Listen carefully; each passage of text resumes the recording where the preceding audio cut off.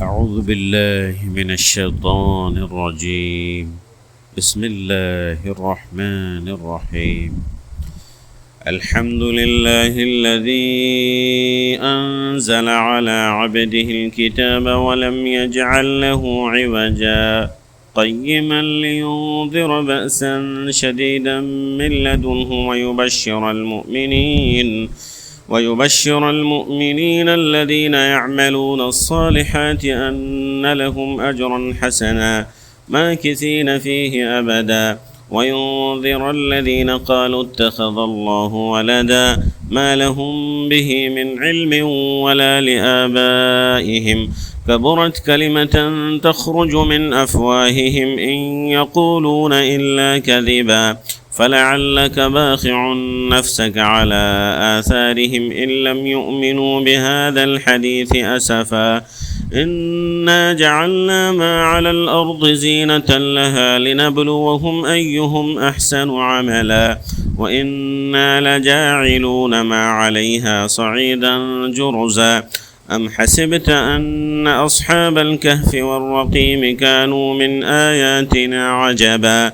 إذ أوى الفتية إلى الكهف فقالوا ربنا آتنا من لدنك رحمة وهيئ لنا من أمرنا رشدا فضربنا على آذانهم في الكهف سنين عددا ثم بعثناهم لنعلم أي الحزبين أحصى لما لبثوا أمدا نحن نقص عليك نبأهم بالحق إنهم فتية آمنوا بربهم وزدناهم هدى وربطنا على قلوبهم إذ قاموا فقالوا ربنا رب السماوات والأرض لن ندعو من دونه إلها لقد قلنا إذا شططا هؤلاء قوم اتخذوا من دونه آلهة لولا يأتون عليهم بسلطان بين فمن أظلم ممن افترى على الله كذبا وإذ اعتزلتموهم وما يعبدون إلا الله فأووا إلى الكهف ينشر لكم ربكم من رحمته ويهيئ لكم من أمركم مرفقا وترى الشمس إذا طلعت تزاور عن كهفهم ذات اليمين وإذا غربت تقرضهم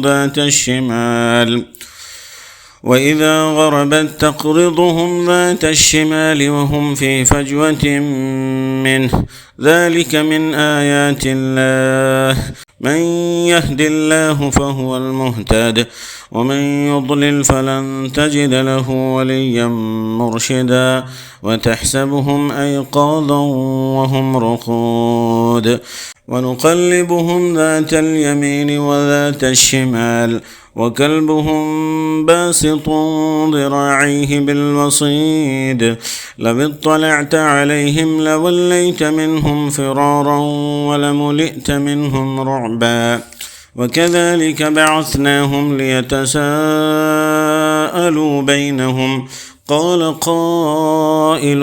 منهم كم لبثتم قالوا لبثنا يوما أو بعض يوم قالوا ربكم أعلم بما لبثتم فبعثوا أحدكم بورقكم هذه إلى المدينة فلينظر أيها أزكى طعاما فليأتكم برزق منه وليتلطف ولا يشعرن بكم أحدا إنهم إن يظهروا عليكم يرجموكم أو يعيدوكم في ملتهم ولن تفلحوا إذا أبدا وكذلك أعثرنا عليهم ليعلموا أن وعد الله حق وأن الساعة لا ريب فيها إذ يتنازعون بينهم أمرهم فقالوا ابنوا عليهم بنيانا ربهم أعلم بهم قال الذين غلبوا على أمرهم لنتخذن عليهم مسجدا سيقولون ثلاثة رابعهم كلبهم ويقولون خمسة سادسهم كلبهم رجما بالغيب ويقولون سبعة وثامنهم كلبهم قل ربي أعلم بعدتهم ما يعلمهم إلا قليل فلا تمار فيهم إلا مراء ظاهرا ولا تستفت فيهم منهم أحدا ولا تقولن لشيء إني فاعل ذلك غدا إلا أن يشاء الله واذكر ربك إذا نسيت وقل عسى أن يهديني ربي لأقرب من هذا رشدا ولبثوا في كهفهم 300 سنين وازدادوا 9 قل الله أعلم بما لبثوا له غيب السماوات والأرض أبصر به وأسمع ما لهم من دونه من ولي ولا يشرك في حكمه أحدا واتل ما أوحي إليك من كتاب ربك لا مبدل لكلماته ولن تجد من دونه ملتحدا واصبر نفسك مع الذين يدعون ربهم بالغداة والعشي يريدون وجهه ولا تعد عيناك عنهم تريد زينة الحياة الدنيا ولا تطع من أغفلنا قلبه عن ذكرنا واتبع هواه وكان أمره فرطا وقل الحق من ربكم فمن شاء فليؤمن ومن شاء فليكفر إنا أعتدنا للظالمين نارا أحاط بهم سرادقها وإن يستغيثوا يغاثوا بماء كالمهل يشوي الوجوه بئس الشراب وساءت مرتفقا إن الذين آمنوا وعملوا الصالحات إنا لا نضيع أجر من أحسن عملا أولئك لهم جنات عدن تجري من تحتهم الأنهار يحلون فيها من أساور من ذهب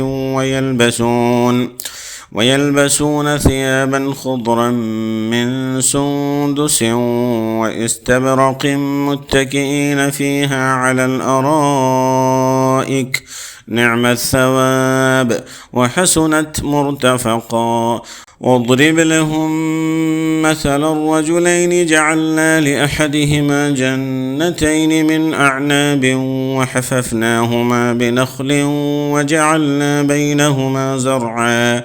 كلتا الجنتين آتت أكلها ولم تظلم منه شيئا وفجرنا خلالهما نهرا وكان له ثمر فقال لصاحبه وهو يحاوره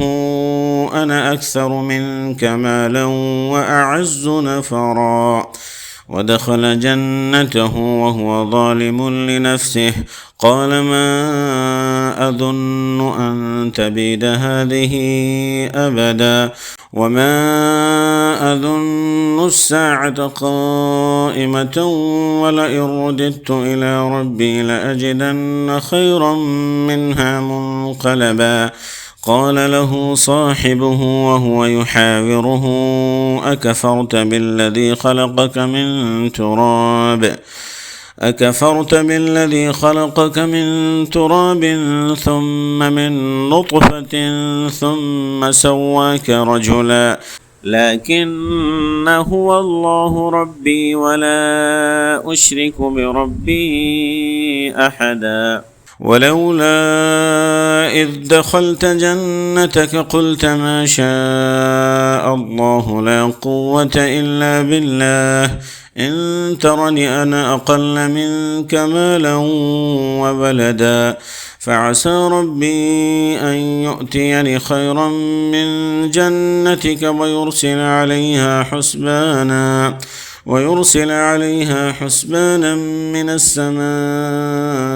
فتصبح صعيدا زلقا أو يصبح ماؤها غورا فلن تستطيع له طلبا وأحيط بثمره فأصبح يقلب كفيه على ما أنفق فيها وهي خاوية على عروشها ويقول يا ليتني لم أشرك بربي أحدا ولم تكن له فئة ينصرونه من دون الله وما كان منتصرا هنالك الولاية لله الحق هو خير ثوابا وخير عقبا واضرب لهم مثل الحياة الدنيا كماء أنزلناه من السماء فاختلط به نبات الأرض فأصبح هشيما تذروه الرياح وكان الله على كل شيء مقتدرا المال والبنون زينة الحياة الدنيا والباقيات الصالحات خير عند ربك ثوابا وخير أملا ويوم نسير الجبال وترى الأرض بارزة وحشرناهم فلم نغادر منهم أحدا وعرضوا على ربك صفا لقد جئتمونا كما خلقناكم أول مرة بل زعمتم أن لن نجعل لكم موعدا ووضع الكتاب فترى المجرمين مشفقين مما فيه ويقولون يا ويلتنا ما لهذا الكتاب لا يغادر صغيرة ولا كبيرة إلا أحصاها ووجدوا ما عملوا حاضرا ولا يظلم ربك أحدا وإذ قلنا للملائكة اسجدوا لآدم فسجدوا إلا إبليس كان من الجن ففسق عن أمر ربه أفتتخذونه وذريته أولياء من دوني وهم لكم عدو بئس للظالمين بدلا ما أشهدتهم خلق السماوات والأرض ولا خلق أنفسهم وما كنت متخذ المضلين عضدا ويوم يقول نادوا شركائي الذين زعمتم فدعوهم فلم يستجيبوا لهم وجعلنا بينهم موبقا ورأى المجرمون النار فظنوا أنهم مواقعوها ولم يجدوا عنها مصرفا ولقد صرفنا في هذا القرآن للناس من كل مثل وكان الإنسان أكثر شيء جدلا وما منع الناس أن يؤمنوا إذ جاءهم الهدى ويستغفروا ربهم إلا أن تأتيهم سنة الأولين أو يأتيهم العذاب قبلا وما نرسل المرسلين إلا مبشرين ومنذرين ويجادل الذين كفروا بالباطل ليدحضوا به الحق واتخذوا آياتي وما أنذروا هزوا ومن أظلم ممن ذكر بآيات ربه فأعرض عنها ونسي ما قدمت يداه إنا جعلنا على قلوبهم أكنة أن يفقهوه وفي آذانهم وقرا وإن تدعهم إلى الهدى فلن يهتدوا إذا أبدا وربك الغفور ذو الرحمة لو يؤاخذهم بما كسبوا لعجل لهم العذاب بل لهم موعد لن يجدوا من دونه موئلا وتلك القرى أهلكناهم لما ظلموا وجعلنا لمهلكهم موعدا وإذ قال موسى لفتاه لا أبرح حتى أبلغ مجمع البحرين أو أمضي حقبا فلما بلغا مجمع بينهما نسيا حوتهما فاتخذ سبيله في البحر سربا فلما جاوزا قال لفتاه آتنا غداءنا لقد لقينا من سفرنا هذا نصبا قال أرأيت إذ أوينا إلى الصخرة فإني نسيت الحوت وما أنسانيه إلا الشيطان أن أذكره واتخذ سبيله في البحر عجبا قال ذلك ما كنا نبغي فارتدا على آثارهما قصصا فوجدا عبدا من عبادنا آتيناه رحمة من عندنا وعلمناه من لدنا علما قال له موسى هل أتبعك على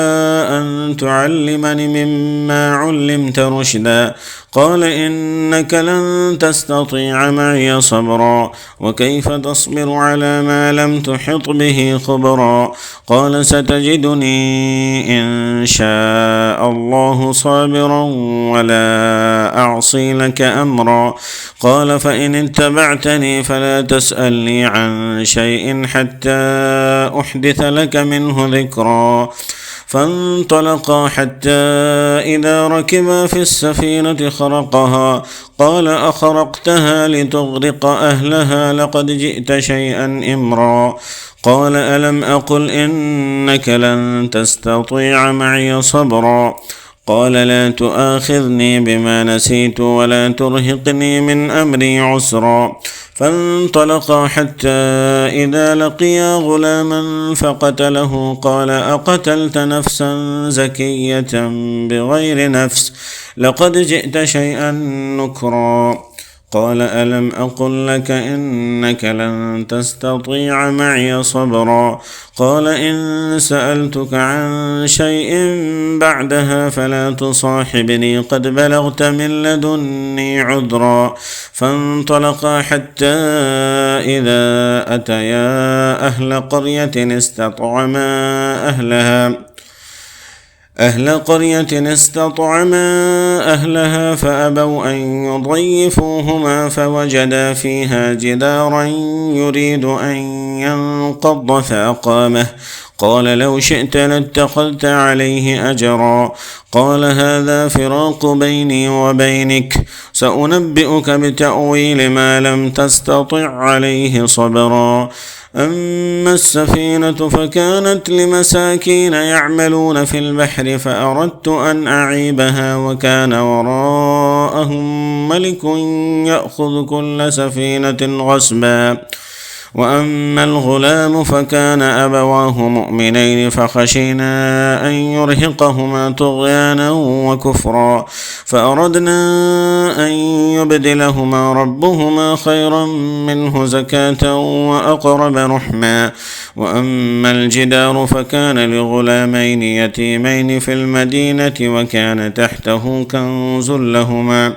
وكان تحته كنز لهما وكان أبوهما صالحا فأراد ربك أن يبلغا أشدهما ويستخرجا كنزهما رحمة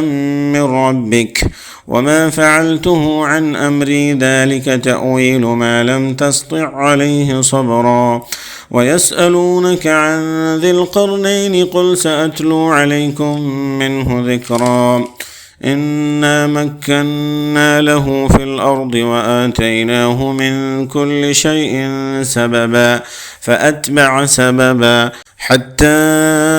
إذا بلغ مغرب الشمس وجدها تغرب في عين حمئة ووجد عندها قوما قلنا يا ذا القرنين إما أن تعذب وإما أن تتخذ فيهم حسنا قال أما من ظلم فسوف نعذبه ثم يرد إلى ربه فيعذبه عذابا نكرا وأما من آمن وعمل صالحا فله جزاء الحسنى وسنقول له من أمرنا يسرا ثم أتبع سببا حتى إذا بلغ مطلع الشمس وجدها تطلع على قوم لم نجعل لهم من دونها سترا كذلك وقد أحطنا بما لديه خبرا ثم أتبع سببا حتى إذا بلغ بين السدين وجد من دونهما قوما لا يكادون يفقهون قولا قالوا يا ذا القرنين إن يأجوج ومأجوج مفسدون في الأرض فهل نجعل لك خرجا على أن تجعل بيننا وبينهم سدا قال ما مكني فيه ربي خير فأعينوني بقوة أجعل بينكم وبينهم ردما آتوني زبر الحديد حتى إذا ساوى بين الصدفين قال انفخوا حتى إذا جعله نارا قال آتوني أفرغ عليه قطرا فما استطاعوا أن يظهروه وما استطاعوا له نقبا قال هذا رحمة من ربي فإذا جاء وعد ربي جعله دكا وكان وعد ربي حقا وتركنا بعضهم يومئذ يموج في بعض ونفخ في الصور فجمعناهم جمعا وعرضنا جهنم يومئذ للكافرين عرضا الذين كانت أعينهم في غطاء عن ذكري وكانوا لا يستطيعون سمعا أفحسب الذين كفروا أن يتخذوا عبادي من دوني أولياء إنا أعتدنا جهنم للكافرين نزلا قل هل ننبئكم بالأخسرين أعمالا الذين ضل سعيهم في الحياة الدنيا وهم يحسبون أنهم يحسنون صنعا أولئك الذين كفروا بآيات ربهم ولقائه فحبطت أعمالهم فلا نقيم لهم يوم القيامة وزنا ذلك جزاؤهم جهنم بما كفروا واتخذوا آياتي ورسلي هزوا إن الذين آمنوا وعملوا الصالحات كانت لهم جنات الفردوس نزلا خالدين فيها لا يبغون عنها حولا قل لو كان البحر مدادا لكلمات ربي لنفد البحر قبل أن تنفد كلمات ربي ولو جئنا بمثله مددا قل إنما أنا بشر مثلكم يوحى إلي أنما إلهكم إله واحد فمن كان يرجو لقاء ربه فليعمل عملا صالحا ولا يشرك بعبادة ربه أحدا.